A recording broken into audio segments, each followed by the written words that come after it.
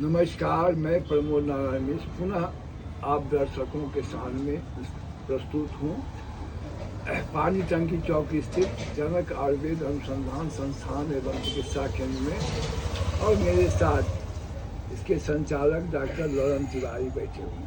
आज मैं चिकित्सा से परे बात मैं इनसे जानना चाहता हूँ, इसीलिए कि ये सिर्फ चिकित्सक ही नहीं है, इनको अनेक विषयों का भी ज्ञान ये रखते हैं और इनको हम लोग बहुआयामी प्रतिभा के स्वामी मानते हैं। इसलिए मेरे मन में आया कि मैं भी बुजुर्ग हूँ, वैद्य भी बुजुर्ग हैं, कई इनके बुजुर्ग मरीज भी आते हैं। तो वैद्य मैं जानना चाहता हूँ कि वृद्धावस्था की किस तरह की समस्या आती है और उसका क्या समाधान हो सकता है। सारे दर्शकों को नमस्कार। आपके टीम को भी बहुत बहुत धन्यवाद। देखिए, वृद्धावस्था पर तो हम पिछले बार भी बोल चुके हैं बीमारी कि वृद्धावस्था अपने आप में एक रोग होता है, एक समस्या होता है, जिसके लिए रावण भी घबराया था और कहा कि महादेव से प्रार्थना किया कि जरा जन्म दुखौध तातप्य मानम प्रभो पारियापन नमामि शंभो। हे शंभु, मैं तुम्हें कोटि कोटि प्रणाम करता हूँ, मुझे बुढ़ापा नहीं देखने देना। तो बुढ़ापा बहुत कष्टमय अवस्था होता है। जीवन का 4 अवस्था होता है: बाल्यावस्था, किशोरावस्था, युवावस्था, वृद्धावस्था, जिसमें वृद्धावस्था सबसे वानप्रस्थ अवस्था कहा जाता है। वानप्रस्थ भी उसको कहते हैं, जिसमें वानप्रस्थ का मतलब कि समाज को छोड़ करके एकांतवास करना और उसमें ईश्वर का तपस्या करना या ईश्वर को याद करना या अपने भूलल चुकल कसूर को माफ करवाना ईश्वर से। लेकिन अब पहले वाली बात है नहीं, पहले जनसंख्या कम था, इसलिए अब लोग समाज में ही रह जाते हैं, तो तरह तरह का उपद्रव होता है। समाज में रह जाने से वृद्ध लोग हल्का हो जाते हैं और परिस्थिति के अनुसार अभी जो हवा चल गया है, का जानी कौन वायरल चल गया, जो हर जगह क्षमा, दया, प्रेम, सहिष्णुता, सब खत्म, श्रद्धा दूसरे के प्रति, एक दूसरे के प्रति, माता पिता के या सगा संबंधी के प्रति जो पहले श्रद्धा था हम लोगों का, वो कहाँ चला गया? ये शायद कोरोना के तरह वायरल में उड़ गया। तो आज देखते हैं कि 90% पिता परेशान है, रोते रहते हैं। अभी एक पेशेंट आया था जो आपको देखे हैं कि उनको 5 गो पुत्र है, लेकिन भतीजा लेकर के आया है। 5 में कोई पुत्र पहचानने के लिए तैयार नहीं है, कोई मदद करने के लिए तैयार नहीं है। जबकि करना चाहिए। आप यदि चाहिए तो हम एक छोटा सा कहानी कह करके इसको प्रूफ कर देते हैं। एक राजा के यहाँ एक अर्दली रहता था। नियम है कि अर्दली श्वेत वस्त्र धारण करता है और प्रतिदिन एक दिन का धोया हुआ दूसरे दिन नहीं पहनता है। वो अर्दली एक दिन का धोया हुआ 4 दिन पहन करके आता था। राजा को एक दिन गुस्सा आया तो पूछे कि तुमको हम दरमाहा देते हैं, रोज नियम है कि रोज धोआ करके कपड़ा पहनना है, फिर तू एक दिन का धोया हुआ 4 दिन क्यों पहनता है? अर्दली जवाब दिया कि हुजूर, हमारे पास पैसे नहीं बचता है कि हम कपड़ा धोआवें। तो 4 रुपया देते हैं, उसका क्या करता है? 4 रुपया का महीना दरमाहा है, क्या करता है? तो कहा कि हुजूर, कह के दिखावे सुनावे कि करके दिखावे? तो कहा कि करके दिखाओ। तो 10,000 रुपया हुजूर लेंगे और करके दिखा देंगे और 10 दिन का छुट्टी दीजिए। 10,000 रुपया लिया और 10 दिन का छुट्टी लिया, चला गया बाजार, वहाँ खूब खाया पिया और वहाँ से एक पहले टीन का डिबिया ना चलता था, टीन के डिबिया में बालू भर लिया, उसमें उसको नैन सुख कपड़ा से लपेट दिया, फिर उसको खूब सजा दिया मखमली कपड़ा से लपेट दिया सजा दया और वहाँ से छिपा करके ले आया। अपने पत्नी को कहा कि चूल्हा का पुत्ता बुझते हैं ना, हाँ हाँ चूल्हा के पुत्ता तर खंड के गाड़ दिया और कहा कि ऊपर से नीप दो। किसी से हाँ, किसी से नहीं कहना, ये बात किसी से नहीं कहना। और फिर गया अपना खा पी करके आया। अब कोई बहाना करके पत्नी को 2-4 थप्पड़ मारा, गाली उली दिया, दोनों जा करके सो गया। पत्नी उसकी इतनी क्रोधित हुई कि कही कि आज हम फांसी दिवा देंगे इसको। तब तक क्या हुआ कि डिगडिगी पड़ने लगा कि रानी का 9 लाखा हार चोरी हो गया। पत्नी बुझी कि यही मौका है, रानी के राजा के पास अर्दली तो यही है, यही चुरा के लाया है, वही चूल्हा के पुत्ता तर गाड़ दिया। अच्छा फांसी दिलवाइए तो। आज हम इसको पूरा मजा चखा देते हैं।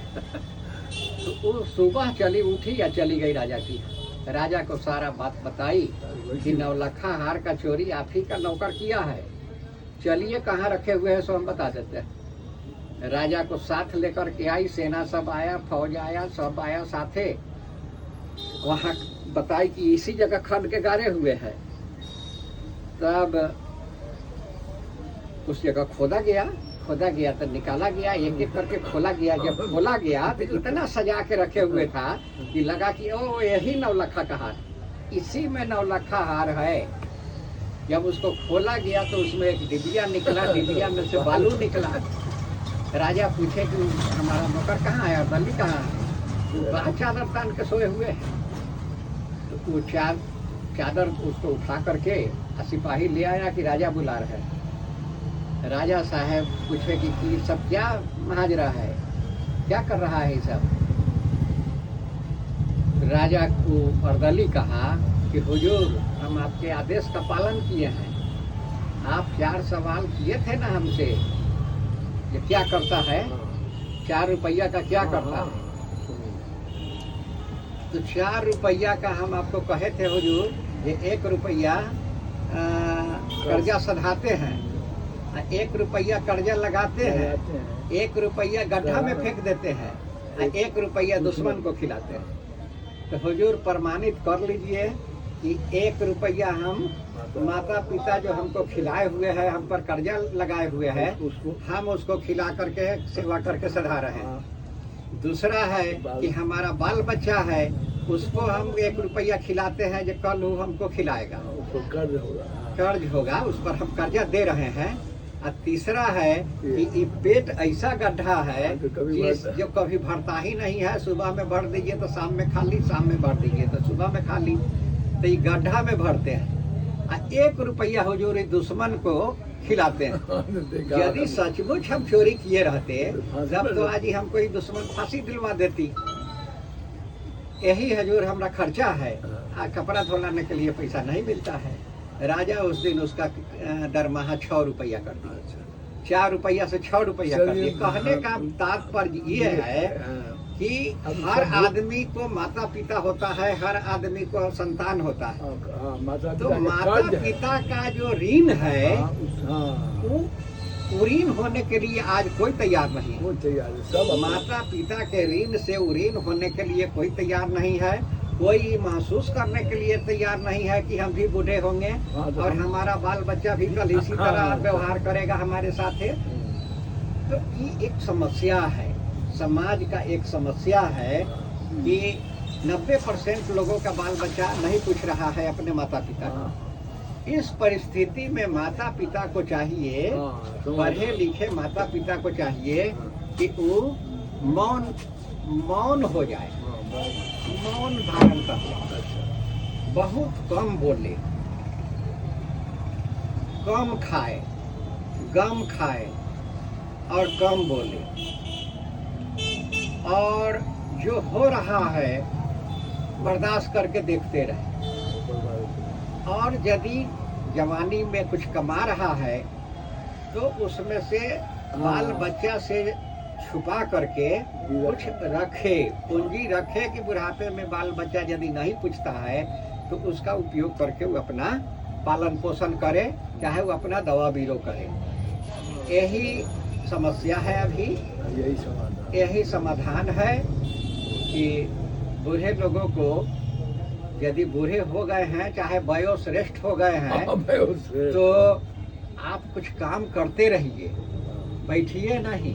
जब तक देश चल रहा है, जब तक देश चल रहा है कुछ उपार्जन कीजिए और कम से कम मितव्ययिता का प्रयोग कीजिए, कम से कम खर्च कीजिए और कम बोलिए। किसी को आदेशात्मक भाषा में का उपयोग नहीं कीजिए। गुस्सा को घोट जाइए और क्रोध को घोट जाइए और एकदम एकांत वास कीजिए, क्योंकि आपका वानप्रस्थ चल रहा है। तो आप ना जंगल में न जा करके घरे में एकांत वास कीजिए। समाज में घर में रहते हुए भी समझिए कि हम जंगल में हैं, विदेह हैं। हाँ। दर्शकों, आपने सुना कि बैद जी ने कहानी के माध्यम से कितना बड़ा उपदेश दे दिया। और लेकिन ये इससे भी दुखी है कि जो कर्ज, माता पिता का कर्ज और फर्ज सभी लोग भूल चुके हैं और आज